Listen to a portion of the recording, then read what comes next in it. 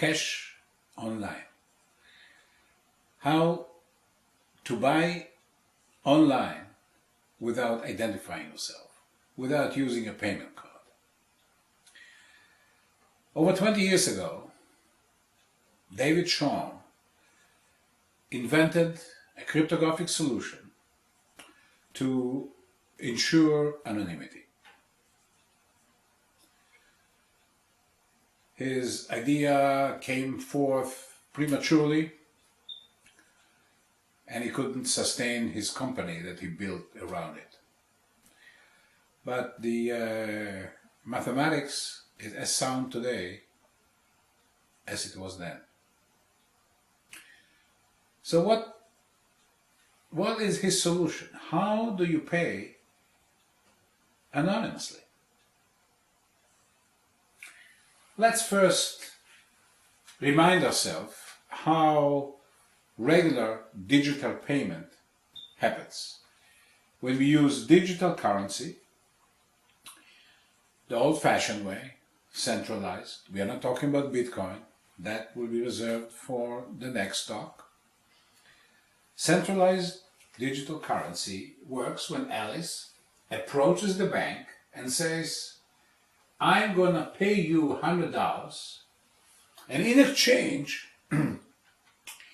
you will guarantee to repay $100 to whoever presents you with a statement that says $100 serial number so-and-so.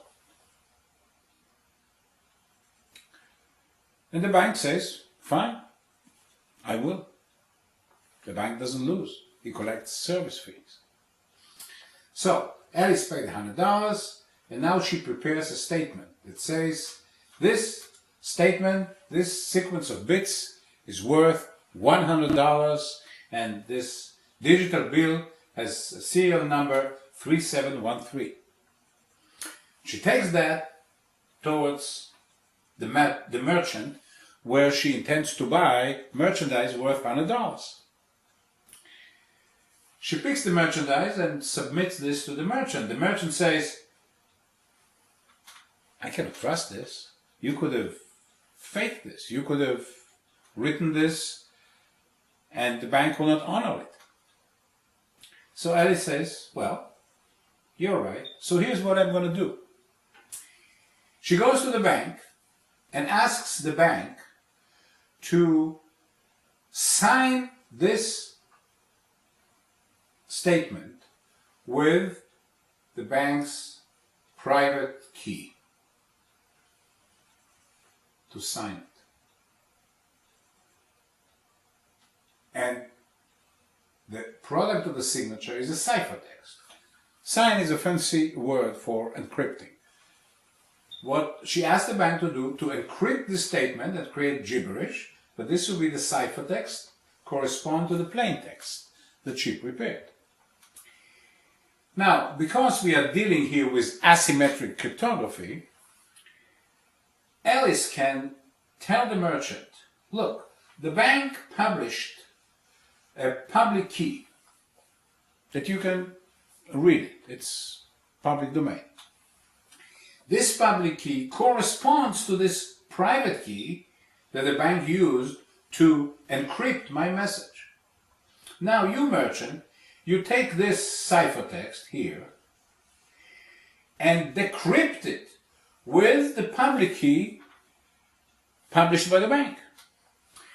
And what will the plain text say after you decrypt it? It will say $100 worth to the deliverer. Serial number 3713. So the merchant says, well, I guess I can believe Alice. Because if the bank had not signed her plain text, I would not have decrypted it using the bank's decryption key. So the fact that I use the decryption key to create this plain text gives me the assurance that the bank authorized this digital bill, signed it, and I can safely deliver it to the bank. The bank will do the same thing that the merchant did. check it this way with the public key. If it's fine, the bank will convey $100 to the merchant. What happened? Alice got her merchandise. The merchant got his pay. The merchant doesn't know who Alice is, but the bank knows, because the bank signed this bill, number 3713, against Alice, $100 that she paid with a payment card. So, no anonymity. That's how digital money works without anonymity. Let's see what David Chaum did. David Chaum suggested this following protocol. Alice prepares the plaintext, like before, after she pays $100 to the bank. She prepares the plaintext, but instead of giving it to the bank to sign or to encrypt, she encrypts it herself. She uses her encryption key and creates a ciphertext which is different from this ciphertext. This is the bank ciphertext. This is Alice ciphertext. And now she approaches the bank with something audacious. Bank, she says, please sign not this, but this, blindly, because you don't know that this equals to that. Sign it. And the bank says, I'm not stupid. If I sign it blindly, I may obligate myself to $1,000, $1 million. Who knows what it is? So Alice says, look, Mr. Banker, I will exercise a protocol with you that will convince you that despite the fact that you are signing blindly, despite this fact, you will be assured that you are signing an obligation of $100 and not a cent more. Now the bank is usually hard to convince. But Alice, using Chaum's idea, will come up with a protocol that will convince the bank that it doesn't risk an unknown by signing blindly this ciphertext. How she does it? That's what we'll see later. But first, the overall picture. So, the bank signs this and creates a bank ciphertext, but it's different from this ciphertext because he signed the blind expression, which is the ciphertext of the plaintext that was prepared by Alice. And now Alice takes this signature, and instead of using the bank private key over her statement, her plaintext, she is using the bank ciphertext plus her key and creates a ciphertext of her plaintext which looks identical to the ciphertext that would have appeared here had the bank signed the plaintext that she prepared.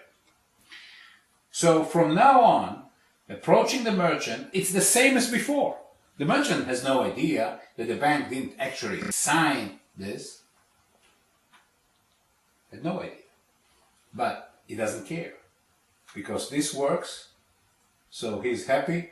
He goes to the bank, it works for the bank, he pays the money to the merchant, everybody's happy. What's the big difference? Like before, the merchant doesn't know who Alice is, but the bank doesn't know who Alice is. Because Alice was not the only one who exercised this protocol. Thousands or millions of people came to the bank. Each came up with a different serial number. So once serial number 3713 comes for redemption and is redeemed with payment to the merchant, the bank is clueless that Alice paid for this. So Alice has her anonymity. Now this is the overall picture.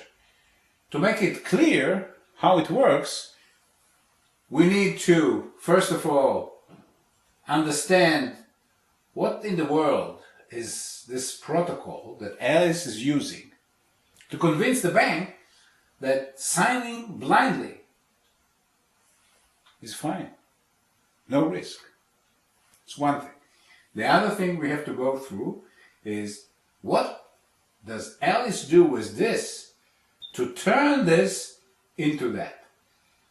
The ciphertext of her ciphertext to be turned into the ciphertext of her plaintext.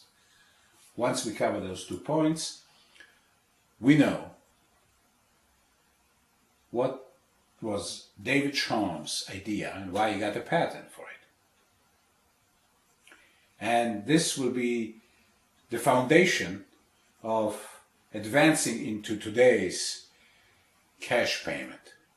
Centralized, like Bitmint, or decentralized, like Bitcoin. Thank you.